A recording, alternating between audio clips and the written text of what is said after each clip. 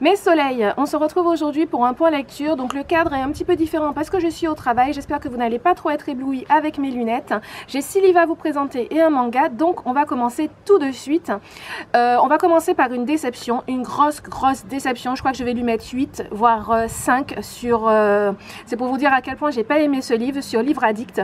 Je vous mettrai mon lien de Livre Addict si vous voulez aller voir un petit peu ce que je lis.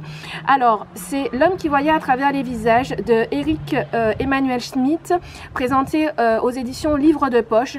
Ce livre est d'une incohérence. Bon, alors d'abord je vais vous faire le résumé. Il s'agit d'Augustin qui est un personnage qui a un don, c'est-à-dire qu'il peut voir les morts. Donc les morts qui ont conscience d'être là et les morts qui n'ont pas conscience d'être là. Et il va se retrouver à suivre quelqu'un comme ça par hasard dans la rue et il se trouve que cette personne est un terroriste qui fait un attentat. Donc ça explose et évidemment il se retrouve à l'hôpital et pour au départ se rendre intéressant, il va dire qu'il a vu une personne avec le terroriste, sauf qu'il se trouve que la personne qu'il a vue est un mort. Donc les gens, voilà, commencent à se poser des questions. Pourquoi ce livre est une grosse déception? Parce que pour moi, le personnage d'Augustin fait des choix qui n'ont aucun sens. Vous verrez à la fin comment ça termine. Pour moi, mais c'est n'importe quoi. C'est-à-dire que personne ne ferait ça. Il n'y a rien de logique dans ce roman. Je pense que l'auteur, il a voulu qu'on s'interroge un peu sur Dieu, sur voilà, sur le côté religieux, et ça j'ai beaucoup apprécié par contre dans le livre parce que c'est quand même assez bien exploité, où on va parler des différentes religions, de la vision des athées mais aussi des personnes qui sont religieuses. Je trouve que ça c'est bien exploité, mais pour le reste, pour l'histoire, très sincèrement ça n'a aucun sens, parce que Augustin il se retrouve à parler avec Eric Emmanuel Schmidt qui est un connard de première, sincèrement, c'est-à-dire que l'auteur là il se sert de lui mais il en a rien à faire de, en gros c'est un SDF et il lui dit bah, tu vas m'écrire un livre et puis dans un mois par contre tu t'en vas de chez moi parce que bah, j'aurai plus besoin de toi quoi. En gros c'est ça. Donc vraiment très grosse déception sur ce livre, donc je vous le recommande pas du tout. C'était mon premier d'Eric Emmanuel Schmidt. C'est une de mes patientes qui me l'a prêté. Je vais réessayer, donc elle m'a dit qu'il y a d'autres romans de lui qui sont bien. Je vais réessayer parce que j'aime quand même l'écriture, mais ce livre là, no way. Ensuite, on va parler, à mon avis, d'un livre que vous connaissez. Donc, c'est Ma mère, le crabe et moi de Anne Persin aux éditions France Loisirs. Je trouve que l'édition est trop mignonne et tout avec ce jeune. J'ai adoré ce livre. Alors, c'est pas un coup de cœur, mais c'est une très bonne lecture. Donc, on va suivre l'histoire de... Comment elle s'appelle Tania, voilà, on va suivre l'histoire de Tania, qui est une adolescente en fait, qui va découvrir que sa mère a un cancer, et on va partager en fait avec elle ces 6 mois, les 6 mois de sa mère durant sa chimiothérapie, et c'est fait avec humour, c'est fait avec tendresse. C'est un livre vraiment qui permet de réfléchir à l'impact du cancer que peut avoir, l'impact que le cancer peut avoir sur la vie des gens en général, et vu ma dernière vidéo vous comprendrez que voilà, que ce livre a été particulièrement important pour moi, même si là on parle d'une personne et pas d'un animal. Mais je vous le recommande sincèrement si vous avez envie d'une lecture qui vous fait réfléchir et en même temps qui est hyper drôle, hyper addictive. Moi je l'ai lu, il fait alors dans cette version il fait 166 pages. Franchement, je l'ai lu en 3-4 heures. Vraiment, il est hyper bien. J'ai pas lâché ma lecture. C'est pas un coup de cœur parce que voilà, l'écriture est quand même assez facile. C'est pas une histoire de fou. On s'attend bien évidemment à comment ça va finir, mais ça reste une très bonne lecture et je vous la recommande. Ensuite, là on va parler d'une autre déception. Je vous ai dit qu'il y en avait qu'une autre, mais en fait non, il y en a deux, j'avais oublié celui-là. C'est Calendar Girl, le mois de mai. Donc pour le résumé, on va suivre Mia qui se retrouve à être obligée pendant 12 mois de devenir escort girl parce qu'elle a des grosses dettes à rembourser pour son père qui s'est foutu dans une merde noire et qui doit de l'argent à quelqu'un de pas très fréquentable et qui en gros la menace son père et sa petite sœur. moi déjà, au premier tome, j'ai eu énormément de mal déjà au niveau de janvier parce que je me suis dit, son choix n'est pas logique en fait. Pour les gens qui ont lu, enfin qui connaissent l'histoire, pour moi, quand on te propose une solution qui va t'éviter de jouer l'escort girl, tu la prends en fait. Et là, elle dit non, je veux apprendre à me débrouiller par moi-même et tout. Mais tu peux te débrouiller par toi-même sans être escorte, c'est-à-dire que tu peux le montrer d'une autre façon. Donc déjà, j'ai trouvé que c'était un petit peu forcé, que l'auteur n'aurait pas dû faire ça parce que ça décrédibilise complètement l'héroïne. Et là, ce tome, mais alors là, j'ai plus de respect pour elle. Soyons clairs, je n'ai plus de respect pour elle. Autant dans les autres tomes, on apprenait, donc c'est un tome, c'est quand même de la jeunesse érotique, c'est de la romance érotique plutôt, donc il y a du sexe, on le sait. Mais dans les autres tomes, le sexe venait, voilà, il y avait le désir, la montée, et genre elle arrivait pas, elle se jetait sur le gars. Là, c'est ce qui se passe ici. C'est-à-dire que là, Mia est à Hawaï, elle rencontre l'Hawaïen qui ressemble à The Rock, qui est l'homme de ma vie, mais il n'est pas au courant, malheureusement. Et elle connaît à peine son prénom, qu'elle est déjà dans son lit. C'est-à-dire que pour moi, ça dévalorise complètement l'image de la femme. Je ne peux pas accepter qu'une femme soit réduite au j'écoute mes instincts et j'écarte les cuisses. Parce que pour moi, au contraire, une femme, c'est tout sauf ça. Et qu'on soit clair, hein, c'est pas que pour la femme. C'est-à-dire que pour moi, un homme qui agit de la même façon, c'est-à-dire qui tout de suite se jette sur une femme et voilà, la voit que comme un objet sexuel, je trouve ça tout aussi répréhensible et tout aussi malsain. Et ça m'a énormément dérangée. Le sexe me dérange pas quand je lis une romance érotique puisque je sais qu'il va y en avoir. Mais là, ça m'a extrêmement dérangée parce que l'histoire ne tourne qu'autour de ça en fait. Qu'autour de son désir sexuel pour Taoi. Taoi, c'est comme ça qu'il s'appelle, je crois. Oui, pour Tao. Bon bref, pour notre The Rock hawaïen. Et je trouve ça hyper dommage parce que dans les autres tomes, on avait quand même une histoire autour. C'était pas que basé sur le sexe. Pour moi, ça, c'est un livre porno. Enfin, pas porno, on va pas abuser, mais c'est un livre érotique. C'est pas une romance. Moi, là, il y a aucune romance là-dedans. Donc, je vais lire le prochain parce que le prochain, je sais que ça se passe avec quelqu'un de vieux. Donc, je me dis que le sexe aura beaucoup moins de place et j'espère retrouver, voilà, c'est pas une histoire de fou, mais retrouver quelque chose d'un peu mieux. Donc, ça, c'était mon avis pour Garland Dire Girl. Ensuite, j'ai enfin lu Nos étoiles contraires de John Grimm, qui est là, c'est aux éditions. Alors attendez, parce que je ne sais plus. C'est quelle édition là? Aux éditions Nathan. Donc, je pense que, bon, je vais vous faire le résumé, mais je pense que vous le connaissez. En fait, on va suivre deux adolescents dont je ne me souviens plus du tout des noms. C'est horrible, mais je perds la mémoire en ce moment. En fait, je lis tellement de livres que j'arrive plus à... J'ai du mal à retrouver les noms. Alors, je vais essayer de voir si je le retrouve. Ah oui, donc c'est Hazel et le mec, c'est Augustus. Donc, on va suivre Hazel et Augustus. En gros, ce sont deux personnes, deux adolescents plutôt, qui ont le cancer. Donc, Hazel, elle a... alors, qu'est-ce qu'elle a comme cancer encore? C'est... Alors, attendez... Bon, bref, elle a un cancer qui est incurable et on lui donne un médicament, en fait, qui lui permet de continuer à vivre. Alors qu'Augustus, au début du livre... Enfin, Augustus, quand elle le rencontre, il est en rémission depuis 1 an et demi. Alors... C'est un très très bon livre et en fait on va suivre l'évolution de ces deux personnages avec le cancer en ligne de fond. C'est un très bon livre. Maintenant, meilleur roman 2012, j'irai pas jusque là. C'est-à-dire que pour moi ça n'a pas été un coup de cœur. Pourquoi? Parce que il se passe quelque chose à un moment donné et j'ai su comment le livre allait finir en fait. Et je trouve ça quand même assez dommage. Moi, un coup de cœur, c'est à partir du moment où soit le livre, en fait, il m'a pris, il m'a porté, et voilà, soit j'arrive pas à deviner la fin. Et là, dès ce moment, en fait, où on apprend, en fait, quelque chose sur l'héroïne, j'ai su que du coup, c'était l'autre qui allait se le taper. Donc voilà, donc du coup, j'ai pas trop été... j'ai pas trop été surprise. Donc c'est la raison pour laquelle c'est pas un coup de cœur, mais ça reste une très bonne lecture. Je n'ai pas vu le film encore, mais je compte le voir. Je vous le conseille si vous ne l'avez pas lu. Moi, je l'ai acheté d'occasion à la bouquinerie. Et alors, c'est vrai qu'en ce moment, c'est un petit peu compliqué, mais si vous pouvez le trouver en e-book, je vous le recommande parce que mine de, ça permet vraiment voilà, d'avoir cet avis pareil du cancer par rapport aux adolescents. Et je trouve que c'est une très bonne lecture et ça permet voilà, de comprendre ce que c'est que la maladie chronique.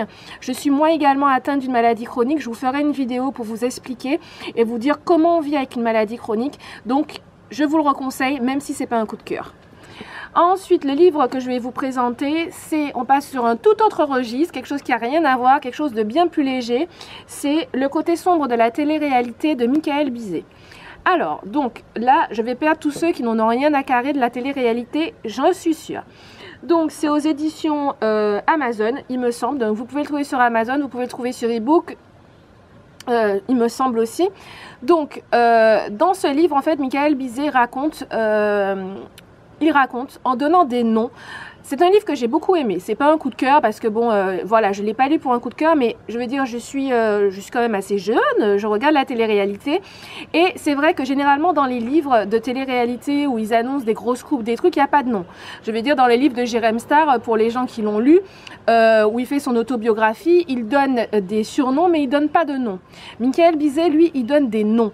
Et vraiment, j'ai été choquée. Je veux dire, il y a certains personnages dedans certains plutôt personnages de télé-réalité auxquels j'avais un certain avis sur eux, mais ça m'a, franchement, ça m'a arrêté net, hein, je peux vous dire.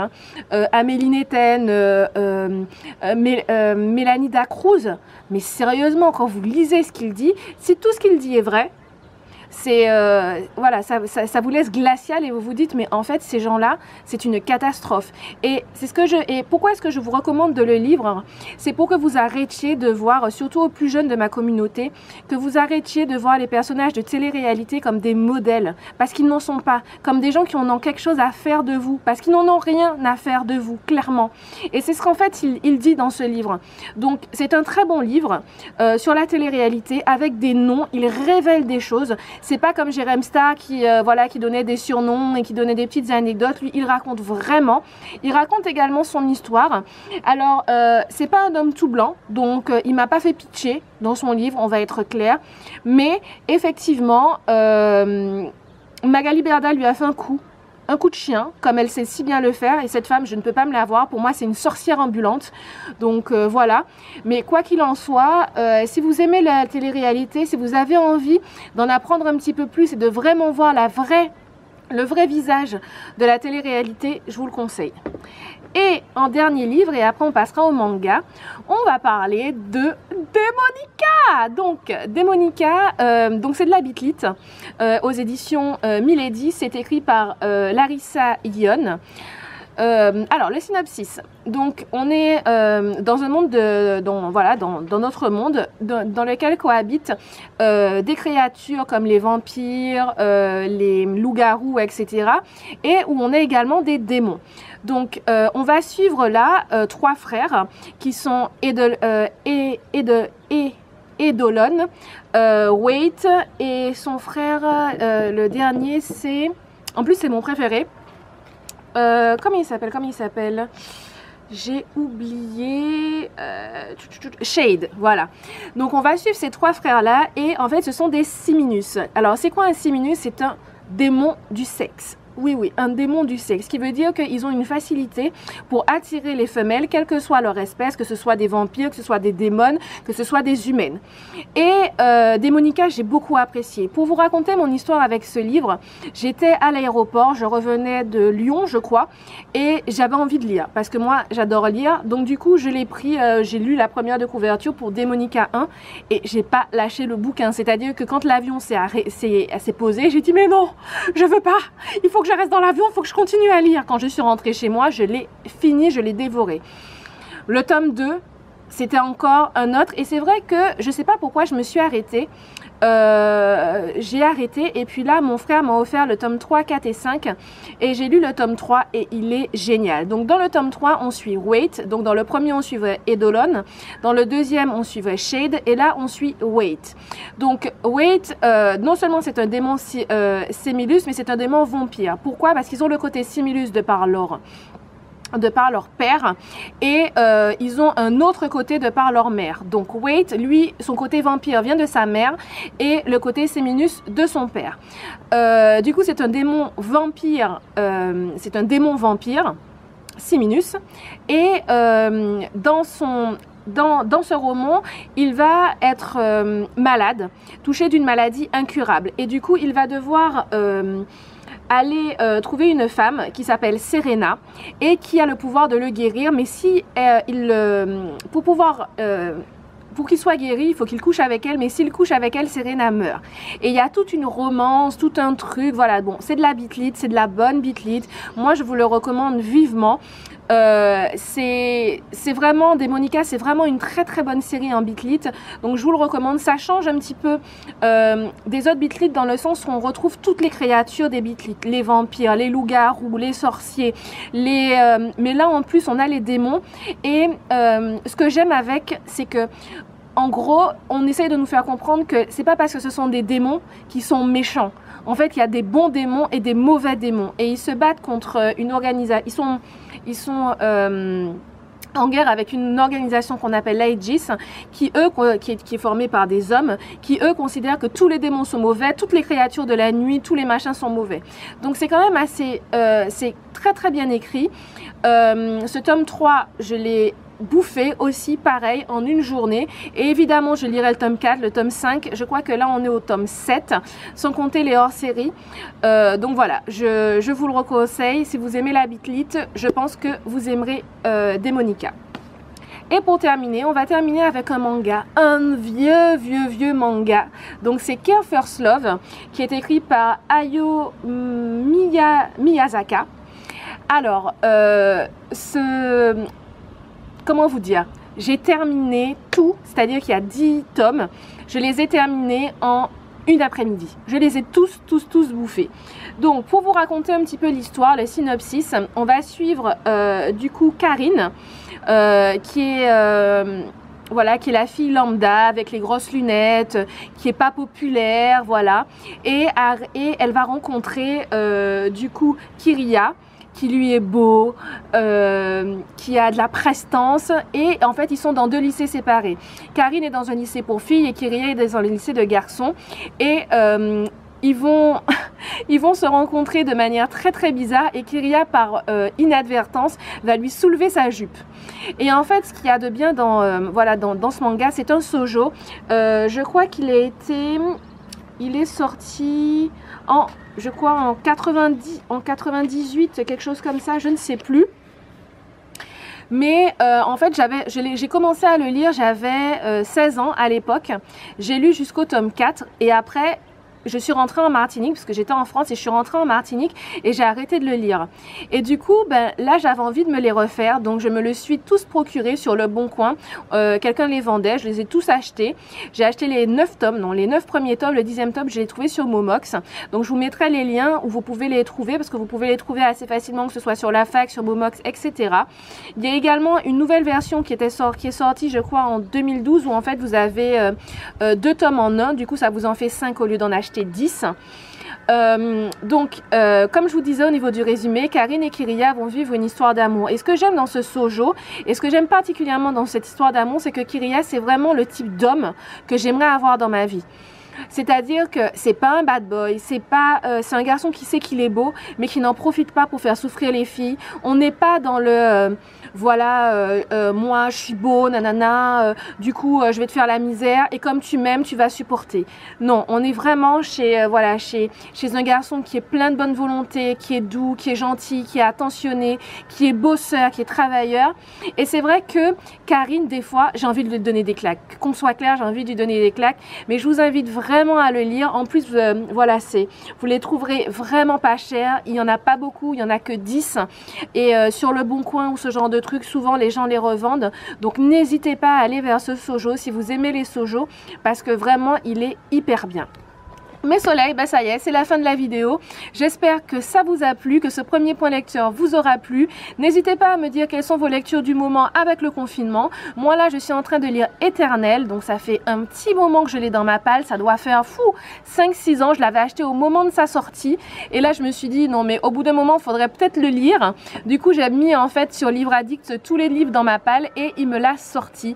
Donc, ce sera, vous l'aurez du coup dans le prochain point lecture. Je vous fais un book haul bientôt, je vous fais une vidéo make-up, enfin plein de vidéos sont à venir sur ma chaîne.